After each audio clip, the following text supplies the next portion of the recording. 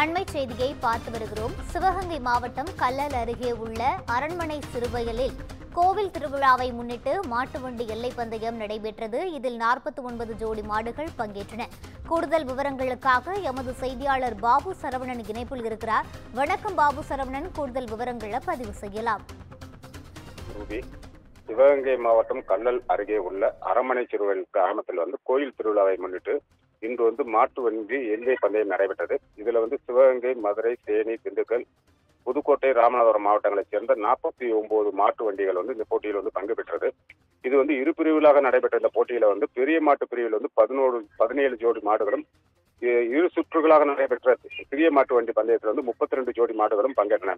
போட்டியில் பெரிய மாட்டிற்கு 8 கிலோமீட்டர் தூரம் போட்டிக்கான எல்லையாகவும், சிறிய மாட்டிற்கு 6 கிலோமீட்டர் தூரம் போட்டிக்கான எல்லையாகவும் நிர்ணயிக்கப்பட்டிருந்தது. இந்த மாட்டு வண்டி பந்தயத்தை சாலையில் இருபுறமும் ஏராளமான பொதுமக்கள் நின்று ரசித்தனர்.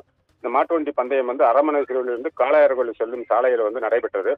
அதன் பின்பு போட்டியில் வெற்றி பெற்ற மாட்டின் உரிமையாளருக்கு ரொக்க பரிசுகளும், மாட்டு வண்டியை ஓட்டி சென்ற சாரதிகளுக்கு பரிசுகளும் கோப்பைகளும் வழங்கி கௌரவிக்கப்பட்டது. ரூபி, விவரங்களை வழங்கியமைக்கு நன்றி பாபு சரவணன்.